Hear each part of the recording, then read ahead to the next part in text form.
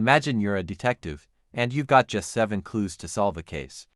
Now, here's the twist. Some clues are actually helpful, some will lead you in the wrong direction, and others, they're just random noise. But what if I told you there's a super detective?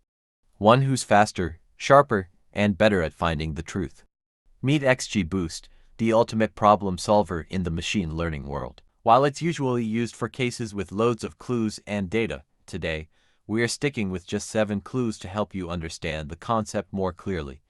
In this video, we'll break down XGBoost, one of the most powerful algorithms out there, in the easiest way possible. So, grab your notepad and magnifying glass. We're diving in to uncover how XGBoost works its magic. XGBoost stands for Extreme Gradient Boosting. It's like a master detective that uses a group of decision trees to solve the toughest problems. And guess what? It's fast, smart, and even works well when there's noise in the data. Points to note: boosting, it's a team effort. One tree learns from the mistakes of another. Decision trees, think of each tree as a small detective that solves a tiny piece of the mystery. Why extreme? It's supercharged to handle big data and complicated tasks quickly. How does it work? The model starts by predicting a constant value, like the mean of the target in regression problems, or probabilities in classification. Here, detective is solving a regression problem, so the starting point is the mean of the clues given. Next, our detective takes a closer look at the clues and realizes there's more to uncover. So, they calculate the residuals, the differences between the actual outcomes and the predictions made using the mean value. These residuals are like the unsolved parts of the case, the gaps that need attention. The detective now calls in the junior detective to focus on these leftovers, ready to dig deeper and solve the mystery piece by piece. So, essentially, these residuals become the new target variable for our junior detective, rather than the actual sales value. The junior detective starts building the next tree, and the first challenge is to figure out where to split the data. They need to decide the best point where the data can be divided to make the most accurate prediction. Now, here's where XGBoost shows its cleverness. Instead of just picking any split, it focuses on increasing what we call the similarity score, the key to making the tree more accurate and efficient. The formula for the similarity score looks like this. Let's understand what its function is. First, the MSE loss function is commonly used for regression tasks. It measures the average of the squared differences between the actual and predicted values. Mathematically, MSE for a single data point is where y is the actual value or true label, and y hat is the predicted value or the model's output. For a dataset within data points, the total MSE loss is the sum of squared errors across all points, divided by n, the number of data points. The gradient represents the rate of change of the loss with respect to the prediction y cap. It is calculated by taking the first derivative of the MSE loss function with respect to y cap. Since n is the constant, it factors out. Using the chain rule, we get the gradient for MSE. The Hessian represents the curvature or second-order derivative of the loss function with respect to y cap. To calculate the Hessian, we take the second derivative of the MSE loss function. Substituting values of these derivatives, similarity score for this case becomes this. Now, let's clear the space and bring back the original dataset. Let's calculate the similarity score for our current situation. When we sum up the residuals, the total comes out to be 0. This means the numerator of our similarity score formula is also 0, making the similarity score equal to 0 as well.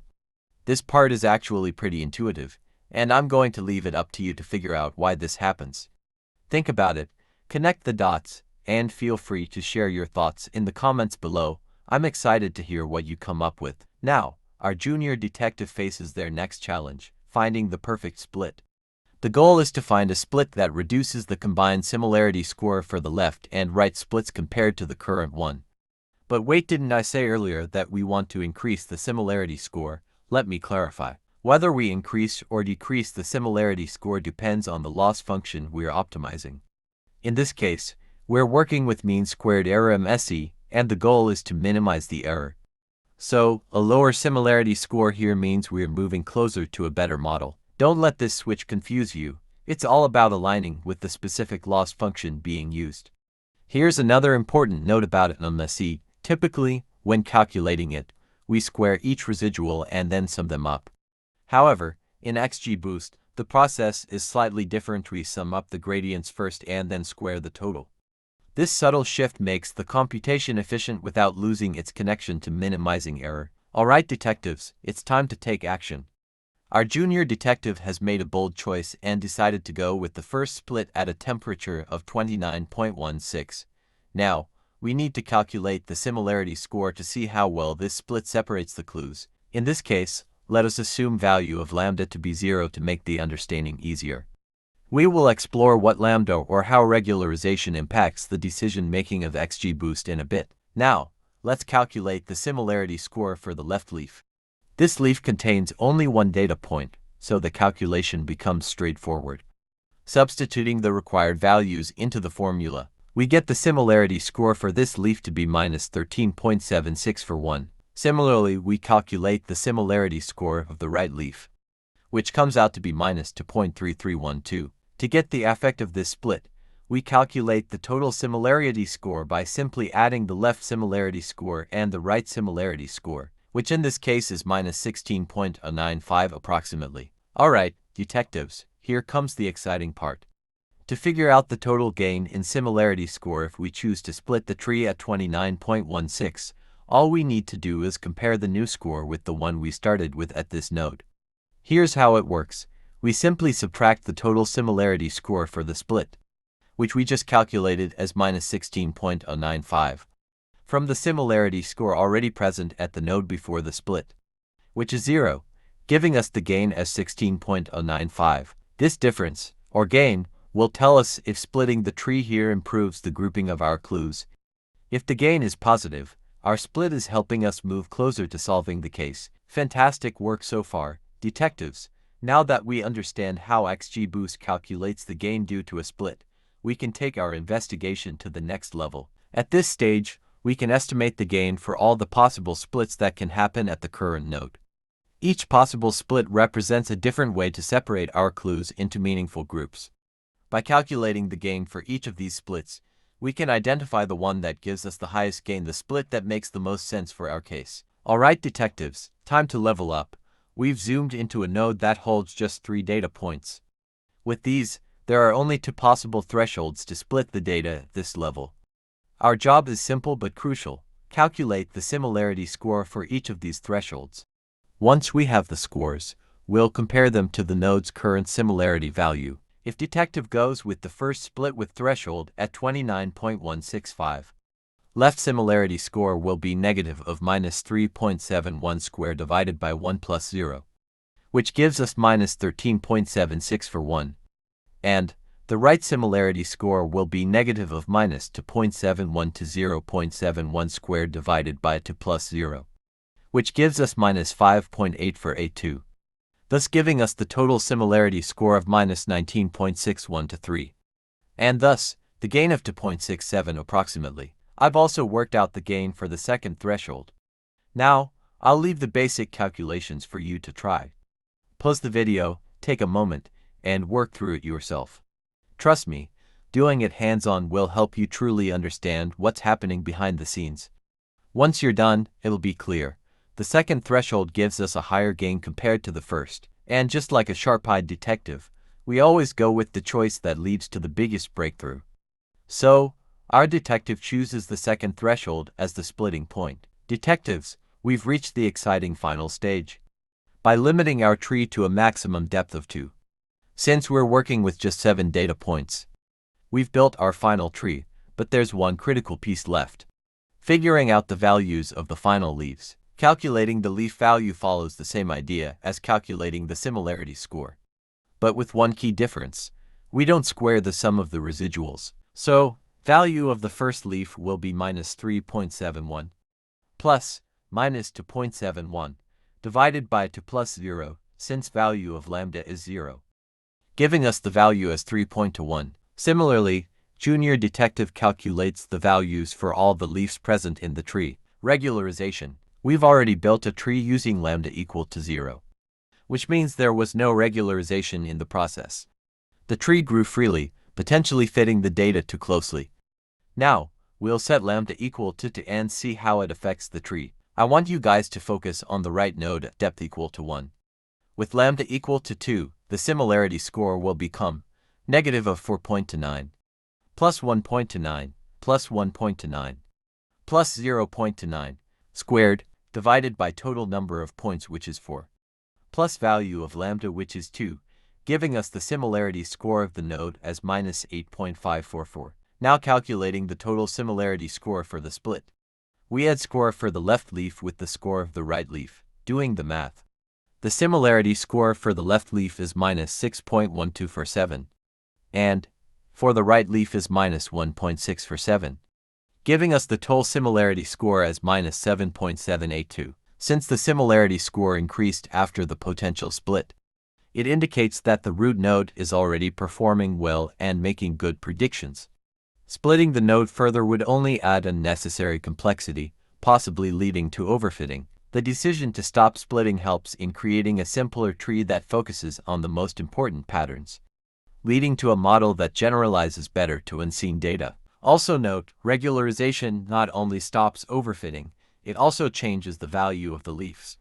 I leave the calculation of this on you detectives. Pause the video and give it a go. How it predicts. Let's bring back the dataset now. Junior detective reports the prediction of the residuals as per his own tree to the senior detective XGBoost. XGBoost then predicts the target variable using the formula. New prediction equals base prediction minus 0.3, which is the learning rate, multiplied by the predictions given by the tree. Once we have the new prediction in place, XGBoost updates the residuals, which are the differences between the actual target values and the current predictions. These updated residuals are then used in the next iteration, or by the next junior detective, to build the next tree and continue refining the model. After last tree is added, the final predictions can be calculated using this formula. Pitfalls and misconceptions. Overfitting risk with too many trees. XGBoost can overfit the data if the model is trained with too many trees, especially without proper regularization or stopping criteria like early stopping. Misunderstanding feature importance. The feature importance scores provided by XGBoost do not always indicate causal relationships. They simply reflect the model's preference based on the splits made during training, not always the best for small datasets. While XGBoost excels with large datasets, it may not be the best choice for small datasets as it can be prone to overfitting due to the complexity of the model. Where to use XGBoost? High-dimensional data. XGBoost performs well when dealing with a large number of features, particularly when there are complex relationships between the features and the target variable. Classification and regression problems. It can be applied to both classification, for example, binary or multi-class, and regression tasks, especially when the data exhibits nonlinear patterns. Large datasets. XGBoost is well suited for large-scale datasets with millions of rows and features, as it is highly optimized for speed and efficiency. Real-life example where XGBoost might shine. Credit scoring. XGBoost is ideal for predicting credit scores because it can handle complex interactions between multiple features such as income, credit history, and loan amounts to determine the likelihood of default. Fraud detection. In financial services, XGBoost can be used to detect fraudulent transactions by modeling complex patterns in transaction data and user behavior. Customer churn prediction. XGBoost is excellent for predicting customer churn in subscription-based services, as it can capture the nonlinear relationships in user behavior and identify at-risk customers effectively. That wraps up today's deep dive into XGBoost. I hope you now have a clearer understanding of how this powerful algorithm works, from building trees and calculating gains, to making predictions and adjusting residuals. XGBoost is truly a game changer for tackling complex problems and large datasets. Thank you so much for watching. If you found this video helpful, don't forget to hit the like button, share it with your friends, and of course, subscribe for more content on algorithms and machine learning. As a final piece of advice, always remember, no matter how powerful the algorithm is, understanding the problem you're trying to solve and the data you're working with is just as important. So, take the time to explore your data and experiment with different approaches. That's where the real magic happens. Good luck, and I'll see you in the next video. Stay curious, and keep learning.